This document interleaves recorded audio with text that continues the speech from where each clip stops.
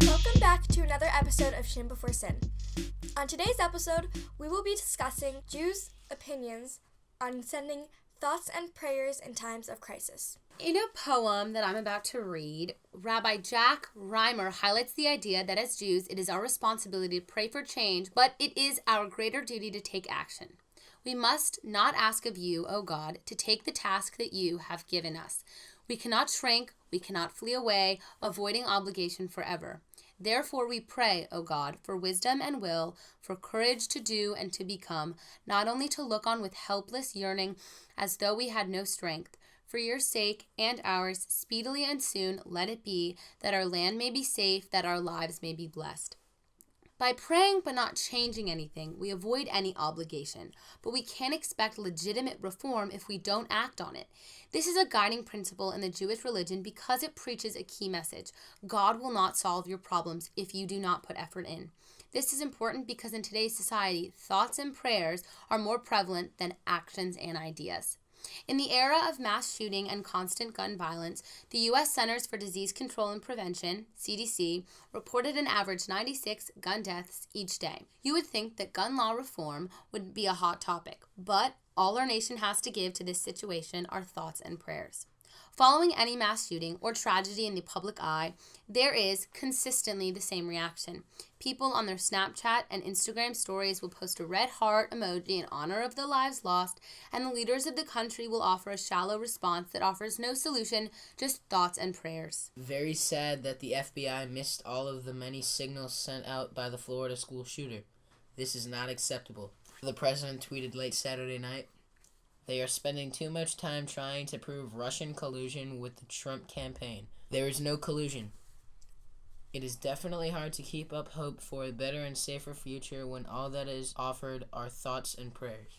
Before diving into the Jewish views, I wanted to understand the other side, those who believe firmly in their sending of thoughts and prayers. So I read an opinion piece on faithwire.org, a conservative Christian website, about this controversy. The author, Dan Andros, writes that it is merely a natural reaction to turn to God in times of tragedy. Additionally, he points out that someone who sends thoughts and prayers doesn't just sit home and do nothing, saying, "It is possible for Christians to say a prayer and then pick up the phone to call their congressman."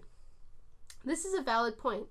Sending prayers doesn't mean you aren't taking action.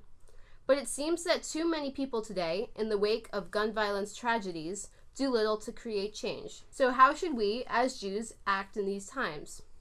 Well, the Union for Reformed Judaism proposes actual solutions to America's struggle with gun control. They support education and legislation at the national, state, and local levels that would limit and control the sale and use of firearms, easy access to which is a major factor in crimes of violence. There are also many opportunities for social action after the Parkland shooting. There will be a national high school walkout in protest of gun violence on March 14th at 10 a.m. for 17 minutes. And there will be a March for Our Lives on March 24th. According to the official website for the march, participants are encouraged to take to the streets of Washington, D.C. to demand their lives and safety become a priority and that we end gun violence and mass shootings in our schools today. It's crucial that we as Jews see the value in both our prayers and our actions. We cannot assume that God will solve our problems, for that is our responsibility. In the future, when we experience another tragedy, we should first offer our love and support, and then lend a helping hand. There's a famous quote by Gandhi I'm sure we've all heard before: "Be the change you wish to see in the world." And while it may seem cliche, it proves to us that it is our responsibility, Jewish or not, to create change. Out of all of the things you said, I think that most resonates with me because when you quoted the Christian website, I think that it's very important that we do understand the other side, but also we realize that in matters of crisis and violence, I don't think there should be another side. I think we all need to work together, as you said, Jewish or not, to create change.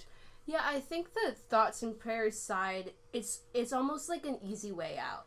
Like you can say that you're sending all your love, and that's nice, but it's not helping as much as it could. Agreed. As we said before, I think we depend too much on saying we are sending our thoughts and prayers. And while I agree with you guys about how it's appreciative and how it's kind and helpful in a way, it still isn't making change and it isn't doing anything. So I think that instead of using it as an excuse, we should pray and send our thoughts, and to make sure that those thoughts and prayers come into action and fruition, we should act on them and do something. I also think that it's important to note that people who are strong in their faith, outside of the Reformed Jewish bubble, thoughts and prayers are actions, and they might not be going out to the streets and marching, but if they truly believe that God is out there looking for them, they think that, and they believe that thoughts and prayers and praying to God is an action, and I think that that's also important to note. We might not agree with it, and we can do our actions, but for some people, praying, I guess, has worked in the past, and they pray that it works in the future. So something I think we can all do in the future is when these tragedies happen, which sadly there's going to be more of them, but when they do happen, the first thing we do is send our love, and then we send our solutions. So not just our thoughts and prayers, we do that, and then we say, what can we do to make sure this won't happen again? Yeah, thoughts and prayers are not as important as actions and ideas. We acknowledge the power of prayer and sending thoughts and love in times of crisis, but we do believe that these thoughts and prayers should be paired with action to be most effective. To conclude, the Jewish perspective on actions or prayers can be summarized and elegantly explained in prayers for peace, such as this one found in B'nai Mitzvah scripts and read across the Jewish community. We cannot merely pray to end war. We must find our own paths to peace. We cannot merely pray to end starvation.